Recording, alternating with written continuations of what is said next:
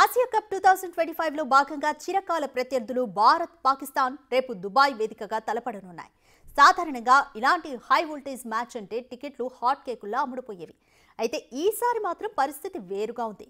పహల్గామ్ దాడి నేపథ్యంలో ఇండియా పాకిస్తాన్తో మ్యాచ్లు ఆడకూడదని ఫ్యాన్స్ పెద్ద ఎత్తున కోరుకుంటున్నారు.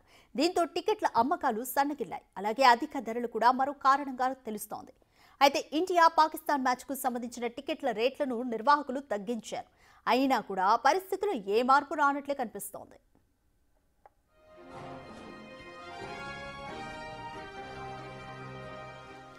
Asia cricket council Bharat Pakistan మ్యాచ్కు సంబంధించిన మ్యాచ్ సాధారణ టికెట్ల ధరను దాదాపు 11,420 నుంచి 8,415 రూపాయలకు తగ్గించింది. అయితే Emirates cricket board ECB reply మాత్రం డిఫరెంట్గా ఉంది.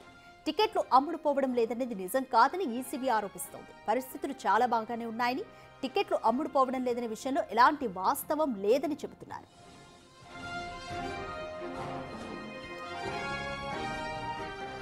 అయితే క్షేత్రస్థాయిలో మాత్రం పరిస్థితులు అందుకు భిన్నంగా ఉన్నాయి. టికెట్లను అమ్మకానికి పెట్టి దాదాపు 10 రోజులు కావస్తున్నా ఇంకా 50% టికెట్లు అమ్ముడుపోకుండా మిగిలి ఉన్నట్లు తెలుస్తోంది.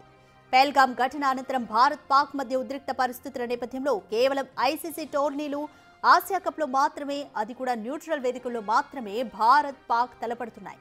ఆసియా కప్ ఆసియా ఖండంలోని దేశాలు పాల్గొనే మల్టీనేషనల్ టోర్నమెంట్ కాబట్టి మనం పార్టిసిపేట్ చేయాల్సిందే. ఏదేమైనా ఐసీసీ టోర్నమెంట్లో భారత్తో మంచి సంబంధాలు లేని దేశం పాల్గొన్నప్పటికీ మనం ఆడాల్సిందే. కానీ ద్వైపాక్షిక సిరీస్ల విషయానికి వస్తే మనం ఏ శత్రు దేశంతోనూ ఆడబోమని బీసీసీఐ కార్యదర్శి దేవజిత్ సైకియా ఈ మధ్యనే క్లారిటీ ఇచ్చారు.